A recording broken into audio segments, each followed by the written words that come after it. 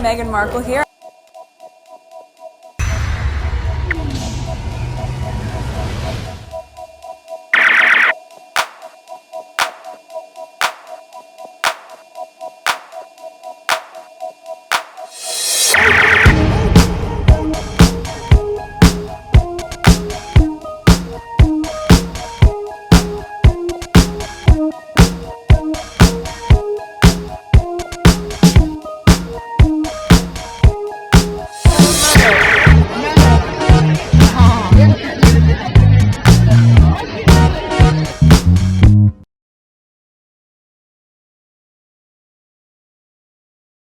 Christian nationalists are starting to say the quiet part out loud. The other thing I would say for her, I will not sell the lot yet because that's cheaper thing she could do. Keep the lot and buy those small, how do they call this, tiny homes or something like that. Put it on the lot. I don't know. All right, so let's listen to this. All right, Christian nationalists are starting to say the quiet parts out loud. Christian nationalist pastor Joel Webbin says that since people won't vote away democracy fairly, strong, powerful men are going to have to get into power and take it away by force. Take a look at this. I don't think you're going to get people to vote away democracy. I think that it has to be taken. I think that men, virtuous, ambitious, masculine men have to climb the ladder of power and forcefully take away from the people that which is their detriment. This guy's a Texas pastor at the Covenant Bible Church and leader of the Right Response Ministries. He's openly called for the end of democracy and has argued that the U.S. is an Algo-Protestant project and that Hindus, Muslims, and Jews should be banned from holding public office. He wants the rise of a Christian nationalist Caesar or a dictator to rule the nation, claiming democracy has failed to protect moral order. And of course, he's part of the MAGA movement as well. He's called for Trump to arrest and even execute political opponents like Tim Walz. He frequently advocates for what he calls biblical justice, which he thinks is using the death penalty to instill fear in the public. And he said that shooting and unaliving migrants who approach the border wall is the more merciful option because it would serve as a deterrent that eliminates all immigration. Not very Christ-like. I believe in freedom of speech, but when somebody's speech puts the lives and rights of millions of Americans at risk, something has to be done.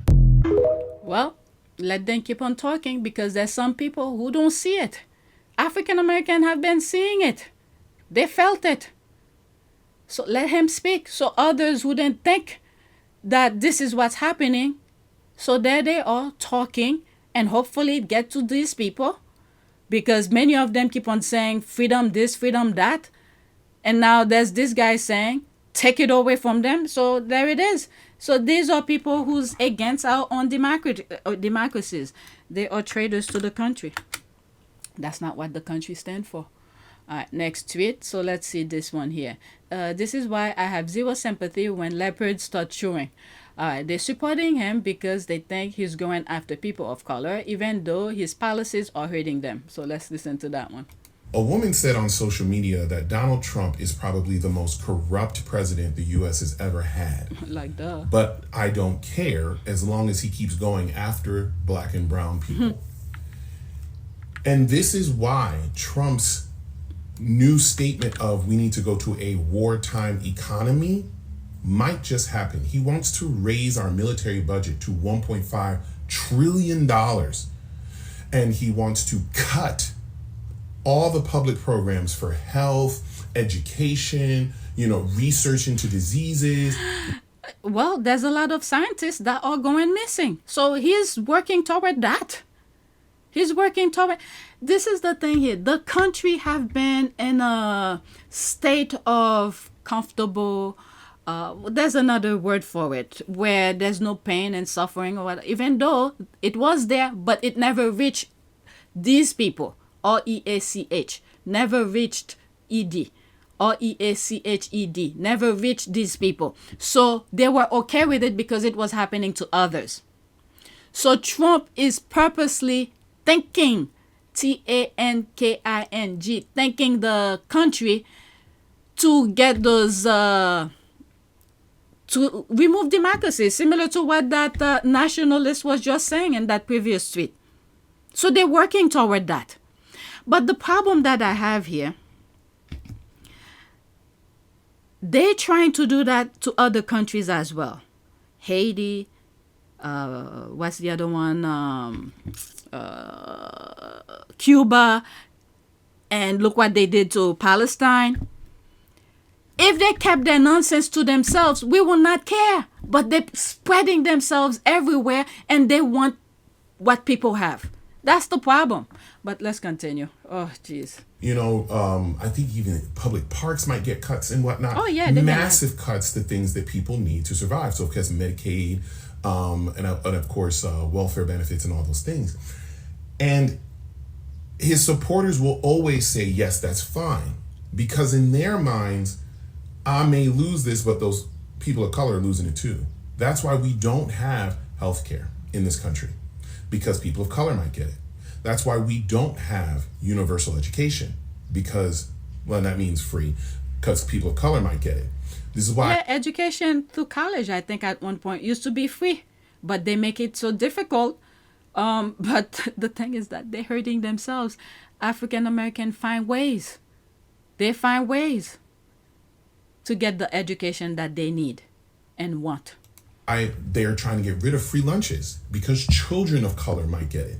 And this hate and spiral of insane feeding of propaganda has been going on for forever. It's like in the 1930s, they had this statement where they said marijuana makes Mexicans lust for the flesh of white women. Like literally, they put this out like this is perfectly normal. Birth of a Nation, painting black people as these aggressive, apish, ogreish-like people that are just angry and aggressive and violent. And they've been doing this for generations. They've been creating, manufacturing this hate, this obsession that somehow immigrants and people of color are going to be the end of us because they're so violent. But yet, every war that's been started, it's been started by who? You know, all of these hate groups are who? Like, and you have to think about what that means to someone's psyche, where you're believing all of this rhetoric, but you're the one enacting the violence. You're the one doing the wars. You're the ones doing all the crazy. And this is why we're in this situation now. Racism is expensive, folks. And now we're stuck in potentially not even having the basic programs we get now. We don't even get what other countries get. We're not getting universal health care. We're not getting free health care. We have the most expensive health care, and we don't even get the best service. So we're not getting that because of this fear, this need to hate immigrants and people of color.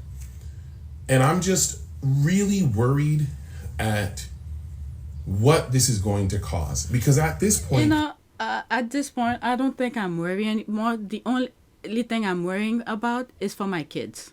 All right? The next generation. So when you're in a state where you see where they're going, you accept it. Now we have to do the fight for our kids. But I hope other groups get it and see what's happening. This is why I said the thing that's happening in the US is on a pedestal for the rest of the world to see, because this is the mindset of these crazy people. Because a lot of things that happen in the US, the world tends to look at. I'm not saying it's good or bad, but anything that's happening in the US, the world get to see it. So use what's happening in the United States as an example of what not to let happen to your country. It's also in France. It's happening under the ground of France. And many other, the UK, forget it, it's already there, but they know how to control it, to manage it, to keep it in a box. All right? So one of the things I've said about the UK, keep fighting for your NHS. Because what they have in the UK, the NHS, it's better than what we have in the US. A small thing, you go to the hospital, you could be bankrupt.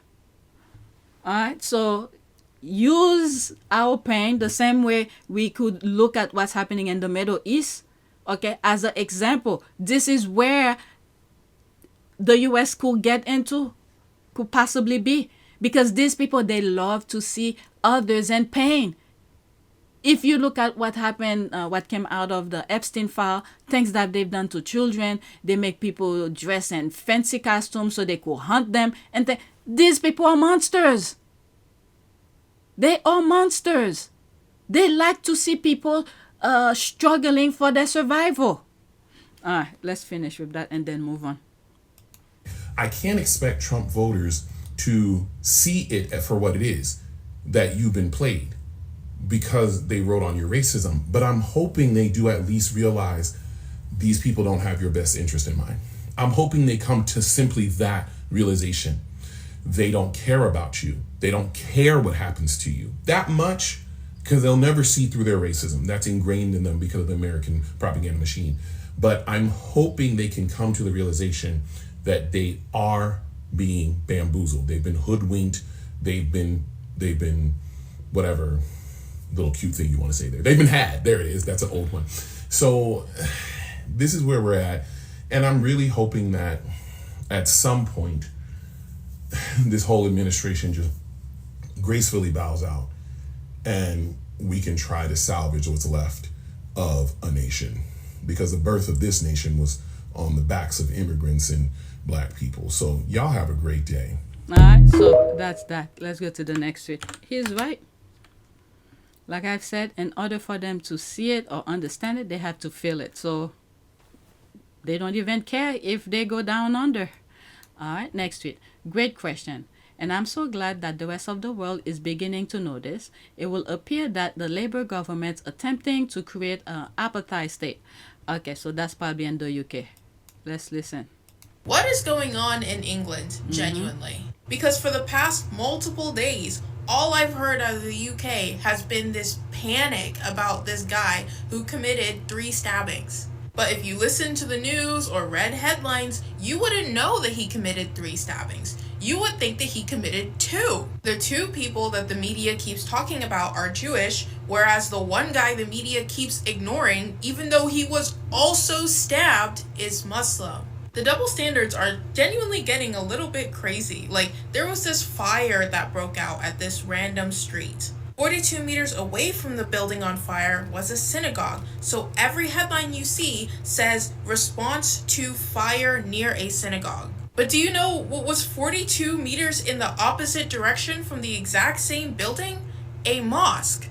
Time and time again, we have seen that violence against Jewish people, even just the perception of it, is taken more seriously and given more attention and airtime than violence against immigrants or Muslims. With the exception of anti-Zionist Jews, because of course the state can brutalize those as much as they want and no one will say anything about it. Anti-Semitism is real and out there, but the fight against it is not at all helped when we manufacture panic about it by deceptively reporting on stuff.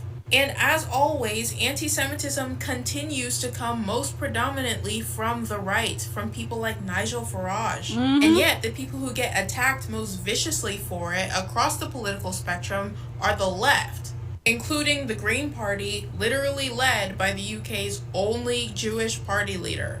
And it's because they don't care about keeping Jews safe. This kind of reporting literally endangers Jewish communities. Instead, what they care is protecting Israel from the consequences of its flagrant disregard for international law and basic human rights. And then the Zionists are gaslighting people to create those atrocities. Israel is literally using this moment as an opportunity to call for the UK to shut down pro-Palestine protests, and they're actually considering it. It's just crazy how shameless this all is. I mean, obviously, no country will ever be as shameless as the United States, but it still just boggles the mind. As the United States. Well, the UK helped shift some of the things that you see the US is going through, okay? But, yeah. Trump is carrying it with his whole chest. All right, this is my last one. Black South Africans are being denied top jobs and property in South Africa, which are mainly controlled by white South Africans, who are 9% of the population. There's a lot of things that I see going on in Africa. There's a country, I forgot which country is that. Is it Mali or Sudan? I don't know, one of African countries, where a Zionist, I think, killed a black young boy, and the people are going, are upset about it. So they're going places and just gaslighting. It's unbelievable. But anyway, let's listen to this, 26 seconds, and then that'll be it. A white graduate in South Africa has a better chance of getting a job than a black graduate. It's the facts. We're dealing with in our department now where we're selling properties and we're trying to make sure that disadvantaged people get an opportunity. And it's a reality that young black people cannot get a bank loan to buy a property, while young white people can. It's the reality. I can't deny the reality. I'm talking facts and figures. These are things that can be proven. I don't know. That's an issue for South Africa. So I don't know. I came across it. I thought I'd share it. So that's it. Please take a moment to subscribe, like, and share. If you want to support this channel, there's a PayPal link and a Cash App link in the description. You could donate. Those who have donated, thank you. All right. So that's it. I don't have time. So that's it. Thanks for watching.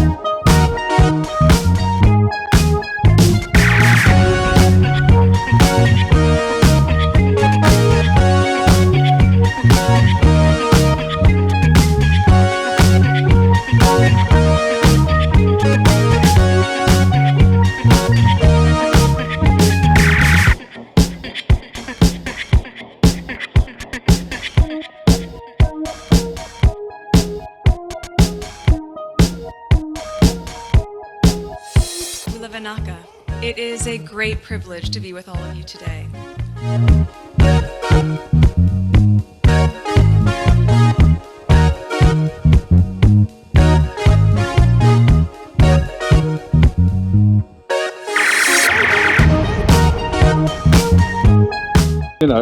We ask for forgiveness and please come back.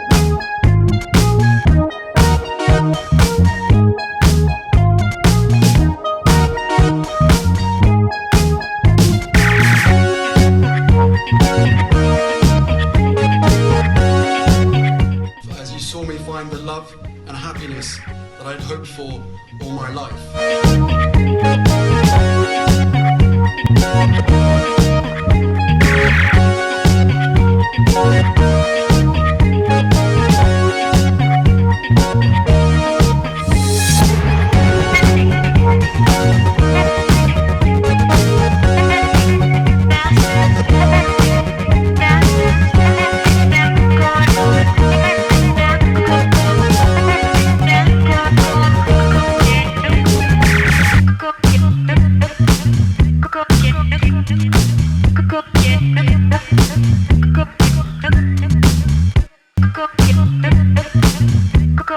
You are all in this together, and if I may speak personally, we are all in this together, because asking for help was one of the best decisions that I ever made. You will be continually amazed how life changes for the better.